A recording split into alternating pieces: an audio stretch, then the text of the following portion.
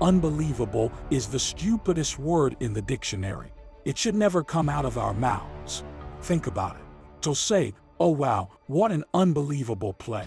Or it was an unbelievable book, or unbelievable film, or an unbelievable act of courage. Really, it may be spectacular. It may be phenomenal, most excellent, or outstanding, but unbelievable. Give others and yourself more credit. It just happened. You witnessed it. You just did it. Believe it. Give your obstacles credit. You know, once you find your frequency on something and go forward, if you're a non-tyrant and don't ask permission, and that's the not giving a damn part, I found that the world will actually act. We ask and go, yeah, I'll give you a green light on it. If you actually go forward and mean it, and you're going to do it by hook or by crook and not ask permission. Life is not easy. It is not. Don't try to make it that way. Life's not fair. It never was. It isn't now. And it won't ever be. Do not fall into the trap, the entitlement trap, a feeling like you're a victim. You are not. Get over it. Get on it. And yes, most things are more rewarding when you break a sweat to get them. Sit here in that discomfort long enough to go, okay, until you come out the other side to go, all right, I'm good with me again. I don't want to leave a place I travel to until I get to the point of going, I could live here. This could be my existence. As soon as I get to that point, then I'm like, okay, you go. It's the same thing in the personal journeys. Stick with it until you get through the uncomfortable to uncomfortable times. Until you go, you know what? I can spend time with myself. I could do this. I wish I could do this forever. Well then, it's okay to go, to re-engage. Pick up your phone, go see your friends, go have a drink. What have you, go look for those things that are other relationships in life. But hopefully not until there's great value in not doing that. Until you go, I'm good with me and me for right now. So, to any of us, whatever those things are, whatever it is we look up to, whatever it is we look forward to, and whoever it is we're chasing, to that I say amen. To that I say, all right. And to that I say, just keep living, huh? Thank you. Happiness is an emotional response to an outcome. If I win, I will be happy. If I don't, I won't. It's an if-then cause and effect, quid pro quo standard that we cannot sustain because we immediately raise it every time we attain it. See, happiness demands a certain outcome. It is result reliant. And I say if happiness is what you're after, then you're going to be let down frequently and you're going to be unhappy much of your time. Joy, though, joy is a different thing. It's something else. Joy is not a choice. It's not a response to some result. It's a constant. Joy is the feeling that we have from doing what we are fashioned to do. It is just as important where we are not as it is where we are.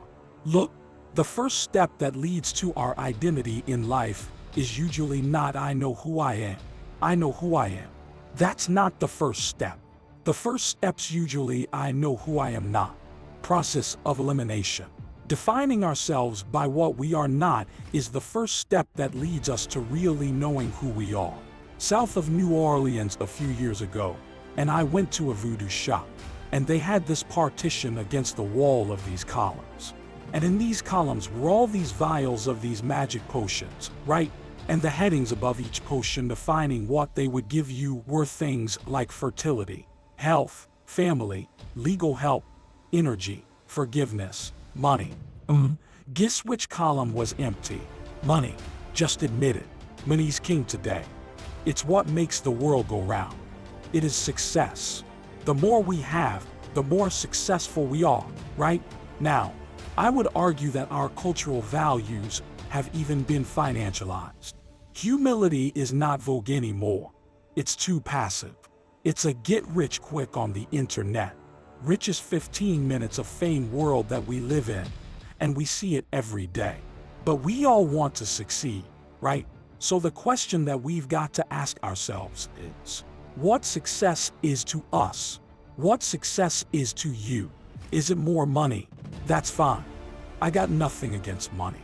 I don't. Maybe it's a healthy family. Maybe it's a happy marriage. Maybe it's to help others, to be famous, be spiritually sound, leave the world a little bit better place than you found it. Continue to ask yourself that question.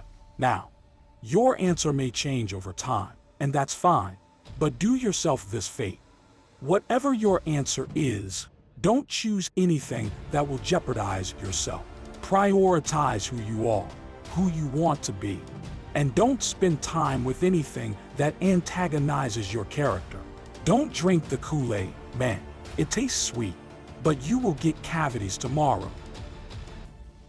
Now, when I was 15 years old, I had a very important person in my life come to me and say, "Who's your hero?" And I said, "I don't know, I got to think about that. Give me a couple of weeks." I come back 2 weeks later, this person comes up and says, "Who's your hero?" I said, "I thought about it. You know who it is?" I said, "It's me in 10 years. So I turned 25 10 years later. That same person comes to me and goes, "So are you a hero?" And I was like, "Not even close." No. She said, "Why?" I said, "Because my hero is me at 35. So you see, every day, every week, every month, and every year of my life, my hero is always 10 years away. I'm never going to be my hero. I'm not going to attain that. I know I'm not. And that's just fine with me because that keeps me with somebody to keep on chasing."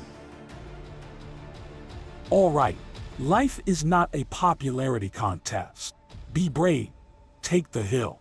But first answer that question, what's my hill? There's a responsibility to freedom, and that there is freedom in responsibility. You know, and that earn your way there. We remember the stuff we earn, the stuff we experience more than what the teacher tells us or what someone gives us for free. We just do.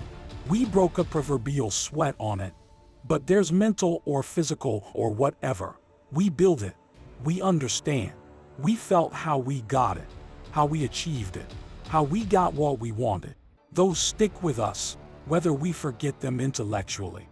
They were written in our lineage, and they build resilience, and they build healthy, true optimism going forward.